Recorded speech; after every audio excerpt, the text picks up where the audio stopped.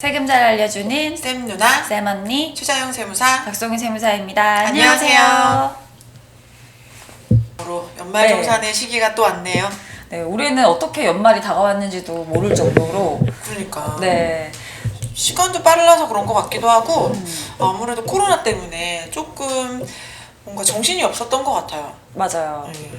뭐 그거는 뭐 그렇고 어쨌든 이렇게 한 해가 가면서 또 준비해야 될 건 준비해야 되니까 오늘은 연말정산 이야기를 한번 해보겠습니다. 네. 네. 연말정산에서 그 쌤 언니가 생각하기로는 가장 중요한 연말정산의 여러 공제 요소들이 있잖아요. 네. 뭐가 제일 중요한 것 같아요? 뭐 일단은 기본적으로 기본 공제인 것 같아요. 누가 내 밑에 부양가족이 되느냐, 그니까 누가 가능하냐 이러는 것들 체크하는 게 제일 우선순위인 것 같아요. 사람이 많은 게 장땡이다. 그죠. 그래서 막 혹시 뭐 동생이 공제를 받은 게 아닌지, 아, 그렇지. 뭐 그런 거부터 시작해서 누가 공제를 받을 것이냐 이런 것도 그렇죠. 있잖아요. 엄청 중요하죠. 부모님을 누가 부양가족 공제를 받을 거냐, 뭐 이런 거. 네. 그래서 그런 얘기부터 시작하면 좋을 것 같아요. 네. 인적공제 대상자부터 얘기해 볼까요? 네. 인적 공제는 우선 기본적으로 한 명당 150만 원 해주는 거죠. 네, 맞아요. 가족들 중에서 부양가족으로 등록 가능하신 분들의 경우에 1인당 150만 원 해주는데, 가족이라고 하면 다 해주는 건 아니잖아요. 네, 기본 공제는 소득과 나이 요건이 모두 충족되어야 되는데요. 네. 소득 요건의 경우에는 소득 금액이 종합 소득 금액이 100만 원 이하여야 합니다. 네. 사실 소득 금액은 이 세법상 단어여서 좀 헷갈리실 수도 있는데요. 총급여 이런 거는 수입이어서 다른 개념이죠. 네, 달라요. 총급여의 경우에는 총급여에서, 그러니까 근로소득의 경우인데요. 총급여에서 근로소득 공제를 뺀 금액이 소득 금액이 되거든요. 그러니까 총급여를 고려해 봤을 때는 얼마가 되어야지 소득 금액이 100만 원 이하가 되나요? 총 급여로 치면 500만 원까지는 500만 원에서 뭐 소득공제, 근로소득공제를 적용하면 100만 원 되는 거죠. 맞습니다. 이렇게 되고 뭐 다른 소득 금액이 있을 경우에도 합산해가지고 100만 원 여부를 결정하는데 좀 특이하게 놓치시는 것들 중에 있는 게 하나가 네. 이 종합소득 금액뿐만 아니라 양도소득이 있을 경우에도 예, 그럴 경우에도 인적공제 대상자에서 빠질 수가 있거든요. 네. 그러니까 그런 것들은 좀 주의를 하셔야 돼요. 네, 뭐 양도소득 금액은 매년 있는 게 아니라 어쩌다 한 번 있는 건데 원래 매년 소득은 없으셨지만 올해 부동산을 처분하셔서 100만 원 초과되는 소득 금액이 있었다라고 하면 부양가족 공제에서 빠지시는 거죠. 네, 그 우선 소득이 얼마 있는지가 중요한데 100만 원 이하, 네 그렇게 돼야 되고, 그다음 나이 요건도 충족해야 되잖아요. 네, 관계에 따라서 나이 요건은 다르게 결정되는데 직계 존속, 그러니까 부모님들 같은 경우는 만 60세 이상이셔야지 부양가족 공제가 가능합니다. 만 60세 이상이시면 몇 년생이신 거죠? 1960년 12월 31일 이전 출생자. 그러신 경우라면은 네. 부양가족 공제가 되는 거고요. 네. 그러면은 직계 존속 말고 직계 자녀. 비속, 자녀분들의 경우는 어떻게 되나요? 자녀는 20세 이하입니다. 그래서 성년 기준이 아니네. 네, 저희 세법에서 뭐 증여 재산 공제 이런 거 할 때 성년은 만 19세. 19세. 예, 그래서 생일 따라 카운트가 달라지는데 이 연말정산할 때 일적 공제는 그거랑 상관없이 12월 30일을 기준이잖아요. 네, 그래서 2000년 1월 1일 이후에 태어난 자녀분들은 공제 대상이 되는 거죠. 네, 그러니까 만 20세 이하, 20세보다 어린 분들만 직계 비속의 경우 부양가족 공제가 되고요.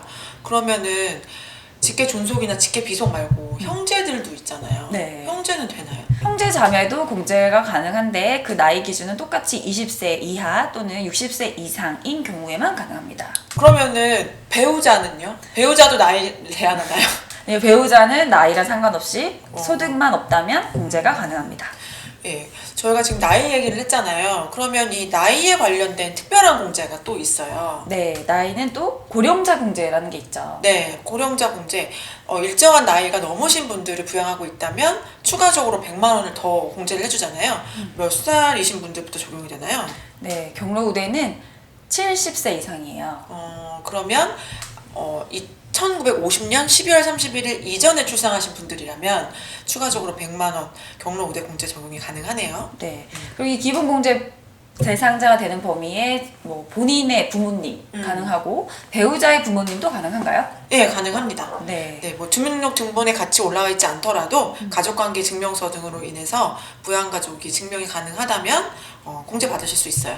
네, 지금 방금 또 그런 말씀 해주셨는데 이 부양가족 공제를 위해서 주민등록을 꼭 옮겨와서 부양가족인 걸 표시를 해야 되는 건가요? 아니요, 꼭 그렇진 않고요. 가족관계에 따라서 약간 차이가 있는데 직계 존속이랑 직계 비속의 경우에는 등본에 올라와 있지 않더라도, 그러니까 주민등록상 동일한 세대가 아니라고 하더라도 가족관계 증명서상에서 가족이 입증이 된다면 공제 받으실 수 있습니다. 다음으로는 이제 많은 분들이 많이 듣는 신용카드 소득공제. 올해는 코로나 때문에 네. 국세청에서 신용카드 소득공제 작년보다 더 많이 해준다고 어마어마한 기사를 때리고 있어요. 네, 예를 들면 특히 어려웠던 이제 그 시기, 그러니까 4월부터 7월에 사용했던 금액에 대해서는 공제율이 80%까지 올라가요. 네, 뭐 그래서 구간별로 적용되겠지만 30만 원 소득공제 한도 자체가 또 늘어났고요.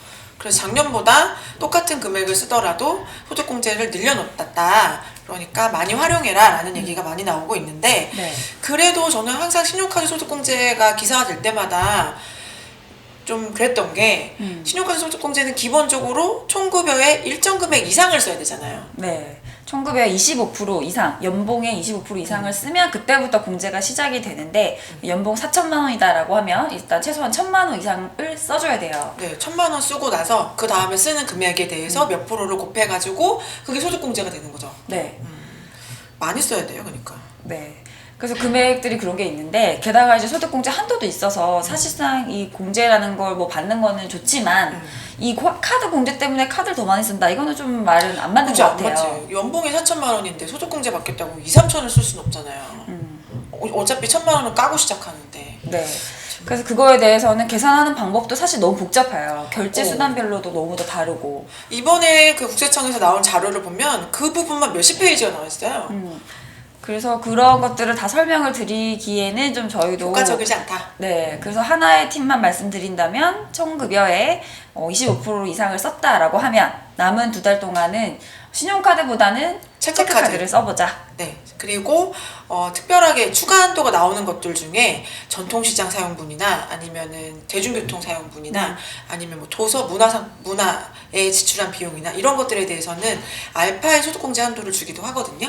그런 부분들을 남은 2달 동안 이용하시면 좋겠고, 그래서 내가 여태까지 얼마를 썼는지 확인하고 싶다면 네, 국세청에서 10월 30일부터 제공하고 있는 연말정산 미리 보기라는 게 있어요. 네. 거기 가보면 이때까지 썼던 1월부터 9월까지의 신용카드 사용액이 쫙 나오면서 공제액도 나와요. 네, 9월까지 9개월 동안 얼마 썼는지 딱 나오고 10월, 11월, 12월 3개월 동안 추가로 얼마 쓸래? 라고 쓰면 이제 쫘라락 계산이 되는 거죠? 네, 맞습니다. 그래서 뭐 카드를 얼마를 쓰면 얼마 공제 효과가 있습니다 라고 되어 있어서 한번 참고해 보시면 될 것 같습니다. 네. 다음으로는 요즘에 저는 정말 여기에 관심이 많아요. 네, 주택청약 종합저축에 관련된 이야기를 해보겠습니다. 네. 총급여 7천만 원 이하이신 분들한테만 이제 혜택이 주어지죠? 네, 총급여 7천만 원 이하인 직장인이 그리고 무주택자여야 되고요. 청약저축에 납입하게 되면 연간 240만 원을 한도로 공제를 받을 수 있습니다. 네, 근데 그 소득공제를 해주는 거고요. 납입금액의 40%를 소득공제를 해주기 때문에 240만 원에 40% 곱하면은 96만 원 소득공제 되는 거죠? 네, 그래서 요거는 분기별 납입 한도가 있는 건 아니기 때문에 혹시 올해 안 납입한 적이 없다라고 하면 금액을 지금 많이 넣으셔도 됩니다. 네. 그리고 지금 사회초년생이신 분들 가입 안 하셨다면 빨리 이제라도 하셔야 나중에 청약 점수가 늘어나니까요. 네. 다음으로는 저희가 예전 영상에서도 이 부분에 대해서 많이 짚어드렸었는데 꼭 연말이 가기 전에 해야 되는 것들이 있죠. 네, 연말정산은 보통 이제 내년에 하게 돼요. 1월 15일까지 자료를 조회해서 뭐 회사에다 내고 이런 과정을 거치는데 1월달 됐을 때는 이미 고칠 수 없는 것들이 있단 말이죠. 네, 맞아요. 그것들 중에 가장 기본적인 게 전입신고가 있을 수 있어요. 전입신고라든지 뭐 세대주 요건이라든지 이런 것들의 법의 기준은 뭐 다 12월 31일인 거죠. 네, 12월 30일이 현재 세대주인 사람, 현재 뭐 주소를 이전해서 거기 전입신고가 되어 있는 사람, 이런 것들을 확인하거든요. 저희가 이제 내년에 2021년에 하게 되는 연말정산은 2020년 소득을 갖고 하기 때문에 모든 기본적인 요건들은 20년 말까지 충족이 되어야 합니다. 그러면 이 전입신고나 세대주는 어느 때 활용을 하는 걸까요? 여러 가지들이 있는데 제일 우선적으로 좀 크게 받을 수 있는 게 월세 세액공제가 있어요. 네, 요즘엔 특히나 전세가 귀하고 뭐 월세로 많이 전환된다고 하는데 1900, 7천만 원 이하이신 분들은 월세를 납부하시는 금액이 있다면 해당 금액의 10%를 세액공제로 돌려받으실 수가 있거든요. 네, 750만 원까지 세액공제를 받을 수가 있어요. 그럼 750만 원에 10% 하면 75만 원? 네. 그럼 거의 한 달 월세가 될 수도 있잖아요. 네. 네, 엄청 큰 금액이고 또 1900가 7천만 원 이하이면서 또 5,500만 원 이하이신 분들은 10%가 아니라 12% 세액공제가 되거든요. 뭐 지방세는 당연히 별도고 그런데 요게 요건이 있죠. 네, 반드시 전입신고가 되어 있어야 됩니다. 네. 뭐 당연히 월세 부담도 하셔야 되고 계약도 되어 있어야 되고 뭐 이런 건 당연하지만 전입신고가 꼭 되어 있어야 된다. 이 전입신고 안 하고 납부만 했다라고 하면 공제가 안 되기 때문에 지금 이 영상을 보시고 그 전입신고 안 되어 있다라고 하면 빨리 하시기를 네. 바라겠습니다. 그러면요. 사실은 올해 월세를 계속 내고 있었는데 깜빡하고 전입신고 안 했어요. 그럼 지금 11월 초에 전입신고를 했어요. 그럼 어떻게 돼요? 근데 11월, 12월 분만 공제가 되는 거죠. 소급은 안 시켜준다? 소급은 안 되는 거예요. 억울하네. 네. 참나. 그래서 또 그때는 또 그런 게 있어요. 소득공제에서 현금 영수증을 발행받을 수도 있는데 근데 집주인이 안 해주잖아. 그거를 스스로 신청해서 받을 수도 있어요. 네, 그 부분을 조금만 더 얘기해 주시면 어떨까요? 네, 그거는 이제 사실 집주인분한테 전화를 해가지고 뭐 월세에 대해서 현금 영수증 발급해 주세요라고 하면 사실 집주인분들 당황할 수 있어요. 내가 무슨 현금 영수증을 발급해? 맞다. 어떻게 하는지 몰라. 모르는데 맞아. 그럴 수 있잖아요. 근데 나는 월세 세액공제도 안 되고 그런 상황이라면 그 홈택스에 방문하셔서 거기다 신청하실 수가 있어요. 네, 공인인증서 로그인 하셔가지고 내가 지출한 현금이 이렇게 있는데 이거를 현금 영수증 발행해달라라고 하면 나라가 대신 발행해주죠. 네, 월세 계약서랑 송금 이렇게 내역을 보내시면 발급받을 수 있습니다. 그러면 세액공제를 못 받는 대신에 앞서 있었던 그 신용카드 소득공제에 포함돼가지고 소득공제가 되는 거죠. 네, 맞습니다. 그러니까 완전 손해는 아니네요. 그렇죠. 어떻게든 써먹을 수는 있네요. 네. 그리고 이 월세 세액공제 중에서 또 한 가지 놓치는 것들 중에 있는 게 하나가 저희가 세액공제를 받으려면 이제 출금 내역 내 통장에서 나갔다 그럼 올려야 되는데 근데 안타깝게도 내가 안 냈어. 그렇거나 아니면 부모님이 집을 계약해줬어. 둘 다 네. 케이스가 있겠네요. 그럴 경우는 어떻게 되나요? 그럴 경우에는 공제가 안 됩니다. 이게 계약서 상에 계약한 사람과 입금한 사람 명의가 똑같아요. 출금한 사람 명의가. 참 디테일하네요.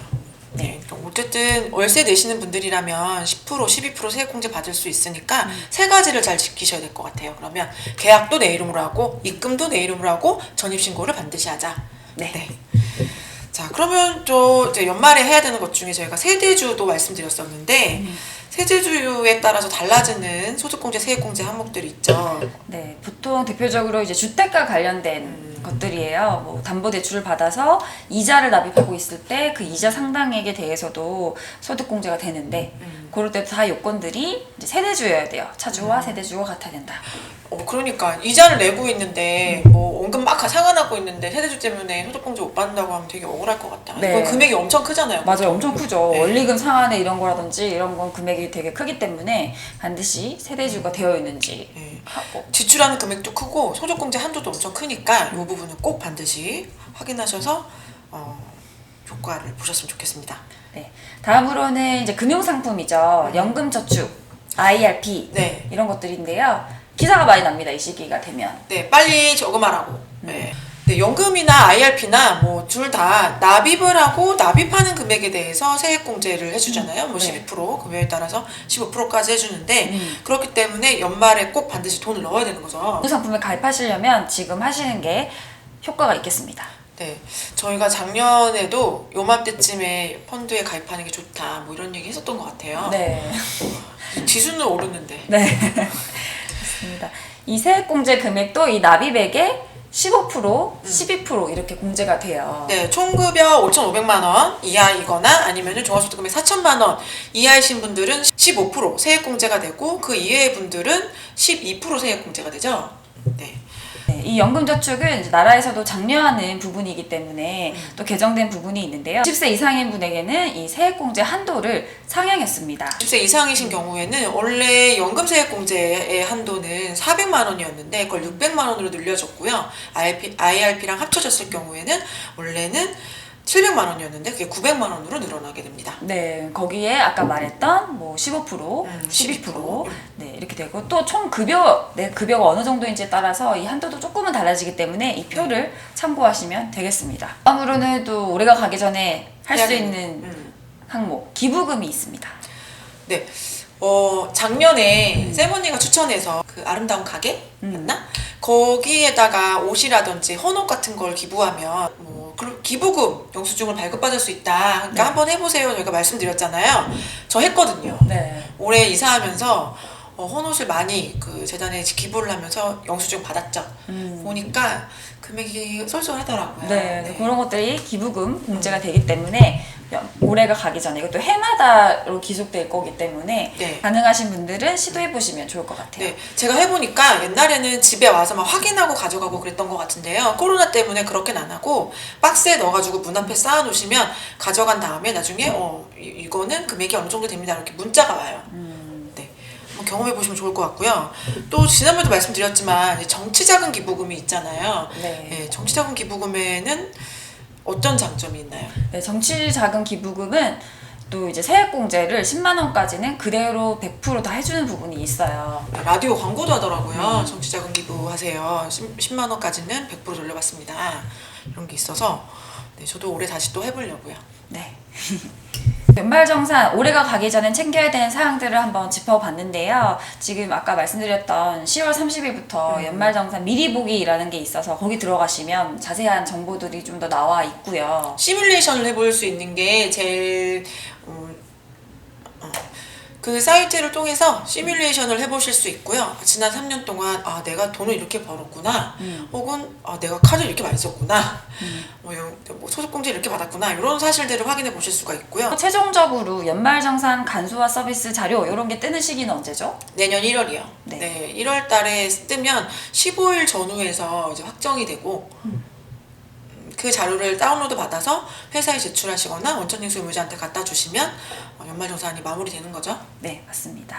그래서 연말정산은 이제 1월에 하겠지만 해가 가기 전에 2달 남은 이 시간 동안 이런 것들을 한번 체크를 해보시는 것도 좋을 것 같습니다.